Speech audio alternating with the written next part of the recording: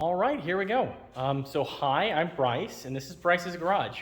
I decided to start a YouTube channel when I got accepted to the Ranger Danger 9000. That's an event run by Cletus McFarland.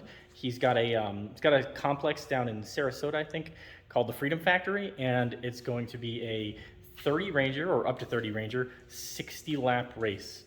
I've never done any wheel-to-wheel racing before. I've done some autocrossing. Here's my Miata. I used to autocross it. It's been a long-running project, but we'll get to that later. Right now, it's all Ranger Danger all the time. So in preparation for this, we have a laundry list of items that actually need to be done on the Ranger. Right now, I'm actually going to spend some time getting my garage set up for getting the Ranger on the lift and tucking away the Miata until it's time to work on the Miata again. But right now, it's all about the Ranger. Fun fact about Miatas, their trunks are actually really useful as hardware storage. Yeah, I stored a bunch of hardware in here when I moved and bought my new house, and really just haven't taken out because this project is going on 4 years now. More Miata fun facts. It's so low that when I actually want to get it onto the lift, I have to use these car vehicle dollies to actually get it up and get enough clearance, so fun times.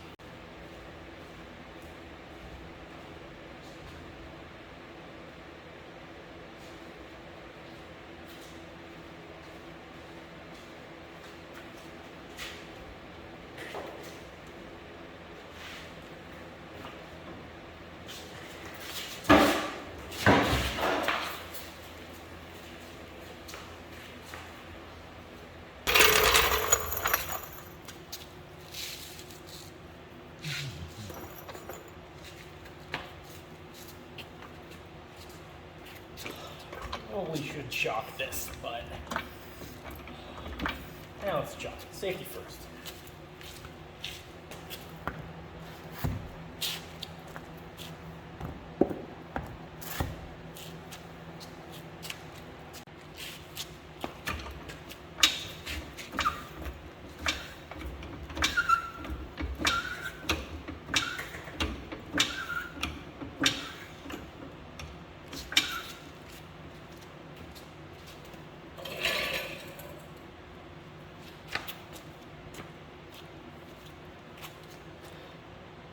So today's stupid move count, when your frame is too stiff, to chalk wheels on the opposite side. Because I believe there's a bit of space under there. Yeah, it's not.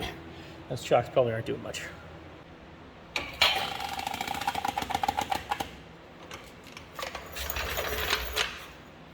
Smarter chocks.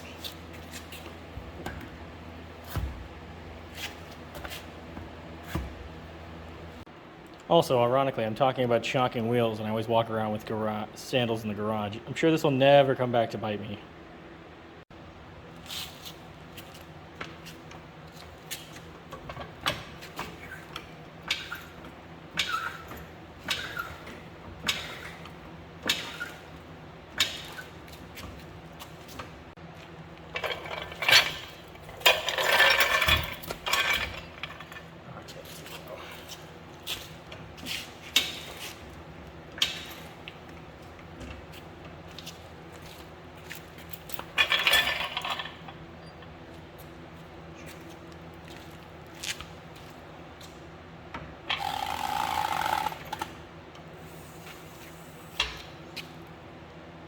Now that the art of chalking the opposite side probably won't do very good, got these little locks on the chalk wheels. Boop.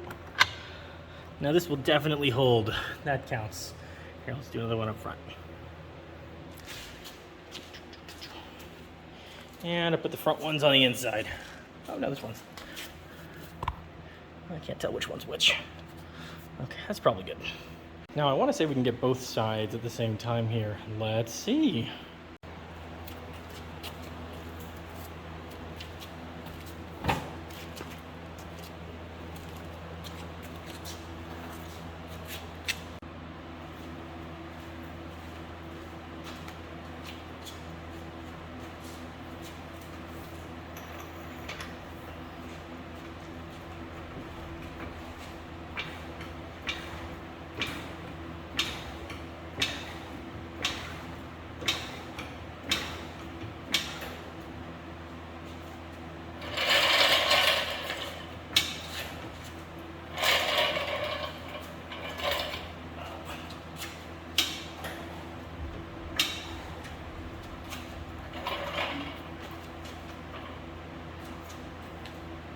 Nope, only one side at a time, unfortunately, but there's a reason.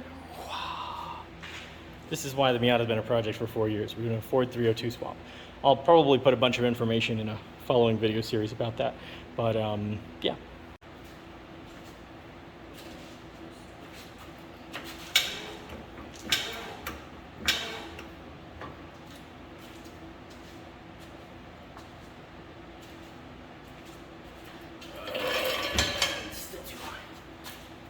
Ever the optimist. Oops.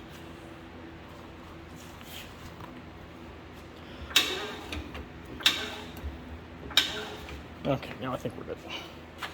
And a little open-toed shoe action. Cool, it's in there.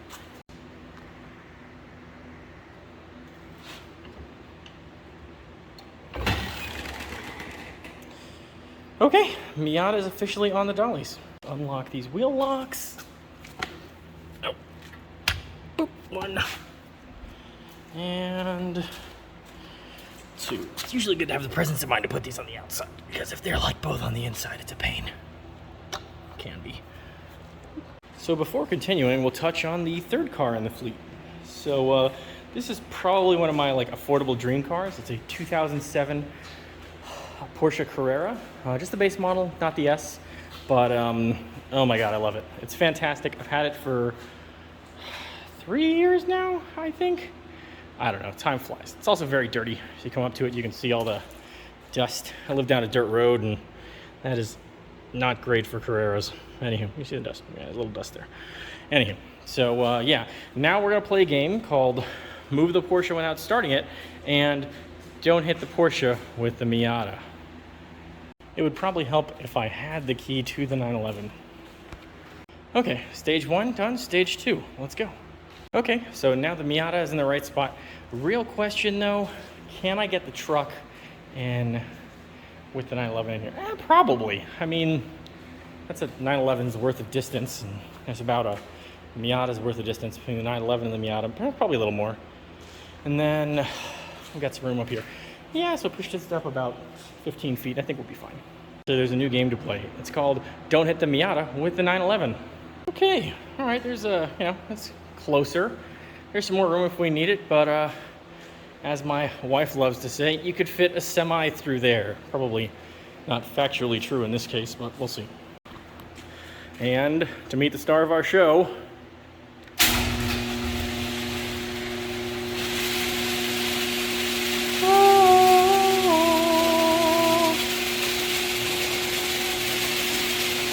okay, and after 20 minutes of me talking, or however many minutes of me talking and messing around getting ready for the truck, here we are. It's my 1999 Ford Ranger XLT with the extended cab and the 4-liter V6.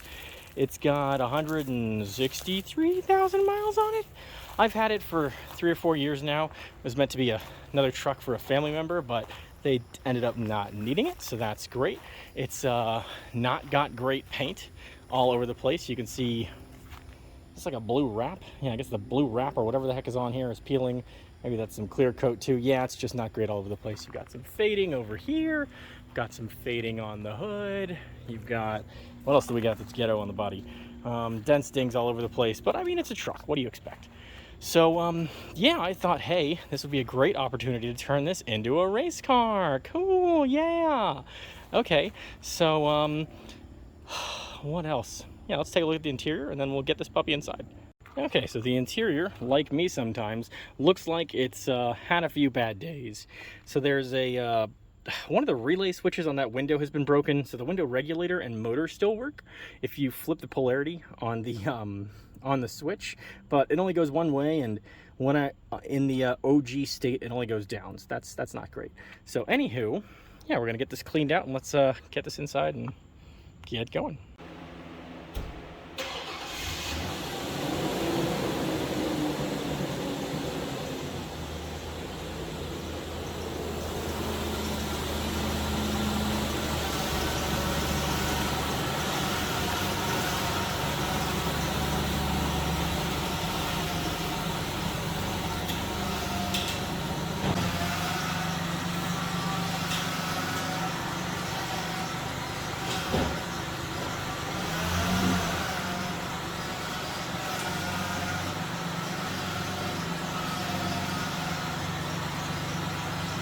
Okay,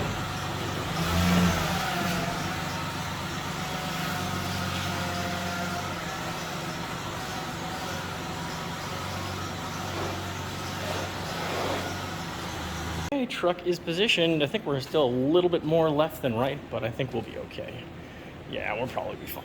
Probably. Anyway, yeah, it's a 9,000 pound lift, so we're 7,000 pounds. Anyway, I think we're still okay. We're still barely over half the capacity with this thing. I think it only weighs like 4,000 pounds max. So fun times. Now it's time to get these aligned on the bottom. I may have to move the truck again to do that, but we'll see.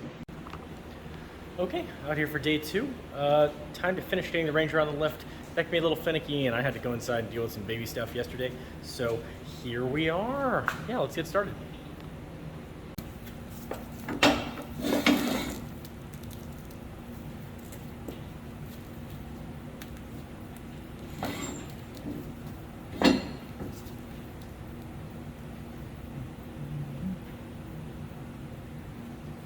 Yeah, we're gonna need to move this a little bit closer.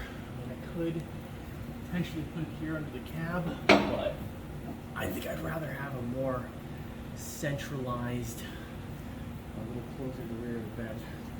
Typically, when you're putting this thing up, I like to put it on this suspension bracket here for the leaf springs. And Ranger move number 1. As if by foreshadowing, it doesn't want to switch out of park, so this is gonna be fun. Probably would have helped if I put my foot on the brake. All right, so I think we're positioned correctly. Let's try this again. All right, block. What's that? We might actually need 2 blocks here. I don't know, we'll measure as we get closer. Let's see how far the other one is. What is that? Out.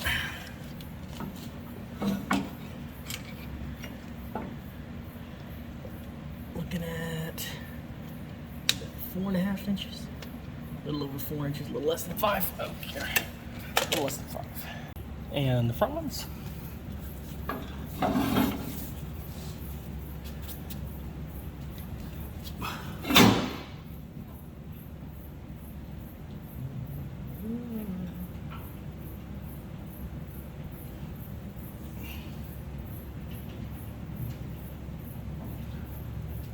All right, it's about under the center line of the cab, which is a little top heavy, but I think we'll be okay. Definitely need some more height on the back though, because that is only, it looks like less than 3 inches, but I guess we'll see.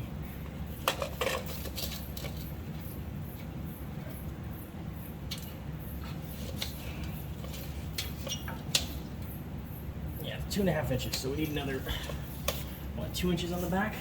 Okay, let's do some math. All right, after some on-screen maths, it looks like 2 of these stacked on top of each other will get us the rest of the way, or close enough there.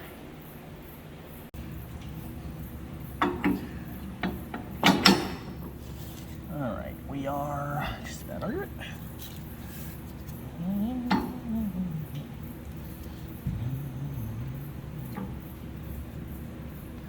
Okay, there's 2.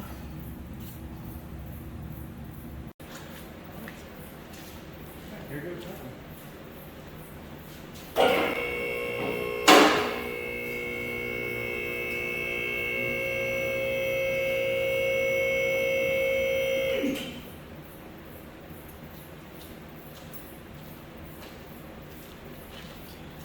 So while that was a great idea in theory, let's go ahead and show you why it maybe wasn't so smart.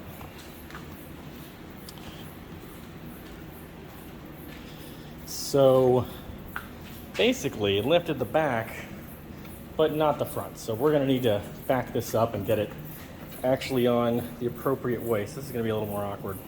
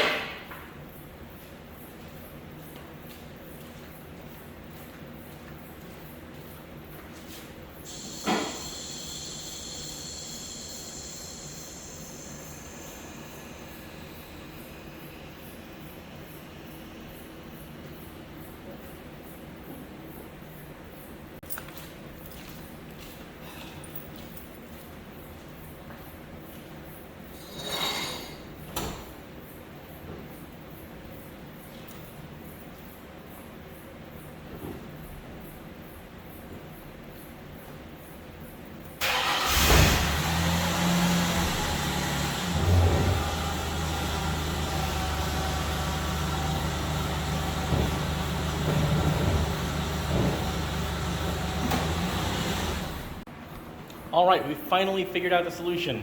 Truck is not going on the lift. It's a little bit too sketchy, for one. Number two, most of what we're gonna need to do is in the interior, or at least half of it, and the lift kind of interferes with that because it's a two-post offset lift. And three, it's a little sketchy. I might have already said that, but that's, you know, safety first, and this doesn't feel safe, at least with the current jack points. So, yeah, I'll back it up and we'll go through the list that it needs. Wasted effort, right? Okay, well, that only took a day. All right, so let's go over each item that needs to be done.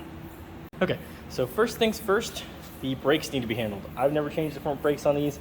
They're fine, they don't squeak, but if we're doing 60 laps on a circle track, we probably want some that work. Okay, next item that needs to be done is the interior needs to be gutted. Not only will that save us weight, it'll make a lot of things we need to do in here easier, like bending out the roll loop, installing the door bars, and installing the aftermarket seat that needs to be done. I actually already have one. I don't know if you can see that over there. Yeah, it's going in the Miata. It's going in here for now. Assuming I don't blow up the car with me in it, that'll go back in the Miata when everything's all done. Another item on the menu, window nets, which means that this window, this door panel has to come off. That kind of comes with gutting the interior, but yeah, that's an item on the to-do list. Go ahead and pop the hood, take a look under there. Not as much needs to be done. It's actually in okay shape. Okay, coming around.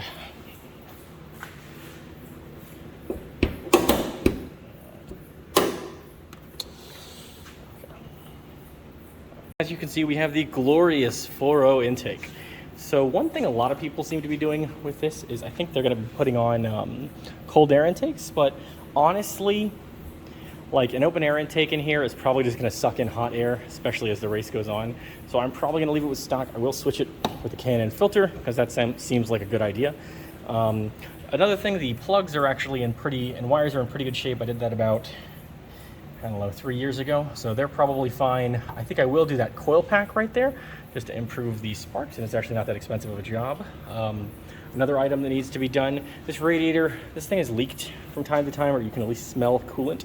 So I'm gonna replace that as well as this overflow tank. Next, the brakes need to be flushed. They're a little bit funky. I'll probably have to go down to Harbor Freight and get a flush dealio, but I want to flush and breathe the whole thing. Probably throw in a .4 just because, you know, heat. But anywho, let me check my list and see if there's anything else we need to do with the engine. So under the car, the two things we need to do are cut off the muffler. I'm sure that'll be fun. I've got a Sawzall, so that'll be a fun day. I'll probably weld a new one on and side pipe it for the cools. And then another thing we need to do is drain and flush the transmission. So we'll probably just get this up on jack stands and handle it under there on my back, which is fun. I didn't really want to do that ever again after the lift, but you know, safety first. One major item that I forgot on the interior, and I think I mentioned this earlier, we do need to put a roll bar and door bar, so they'll probably be up along the back structure here. Do some maths after all the panels are out, and then I'll probably run across and right down here. I'm sure there's a rule on exactly how much of an angle you need to give the door bar, but we'll figure that out for exactly where it needs to go. Moving to the back, one thing that does need to be done is get the tailgate removed. So I'm actually have mixed feelings on this because Mythbusters did an episode on whether removing your tailgate improved your fuel efficiency, which we don't really care about here, but we do care about drag. This isn't that fast of a car, so I don't know how much drag will actually impact it, but removing the tailgate actually doesn't really help you that much. Apparently there's a vortex that gets created in the bed as you're driving, and that helps with the aerodynamics. But with that being said, Mythbusters revisited it on a later episode, added a mesh net back here from side to side, and that actually did help the best. So we're probably gonna go ahead and go through with that.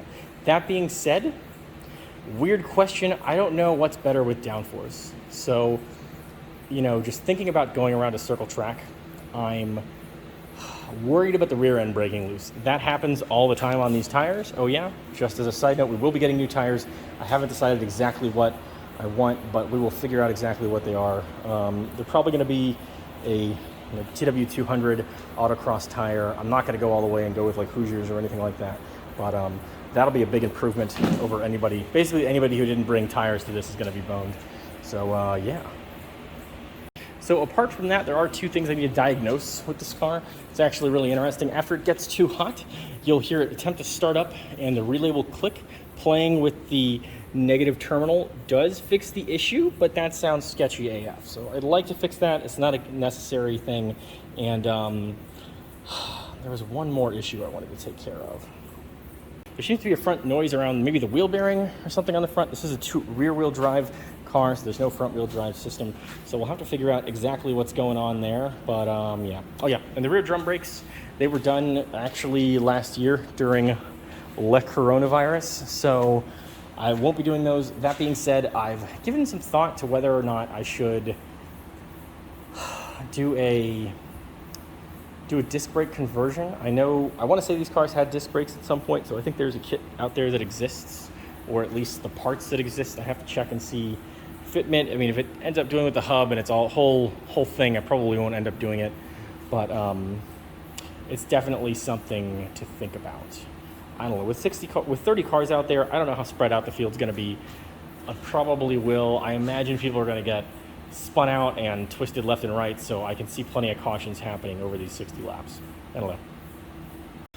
All right, well, that brings us to the end of the intro video. If you've liked what we've done here today, which is mostly nothing, but a little bit of something, go ahead and throw a like and subscribe. And yeah, talk to you later.